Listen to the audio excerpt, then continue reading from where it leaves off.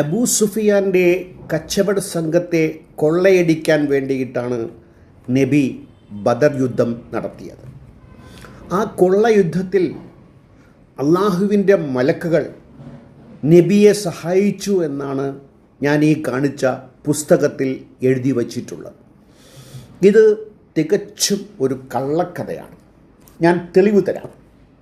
ഇപ്പോൾ പലസ്തീനിൽ നെതന്യാഹു എന്ന കാബാലികൻ ഏകദേശം 38,000 പേരെ കൊന്നൊടുക്കി.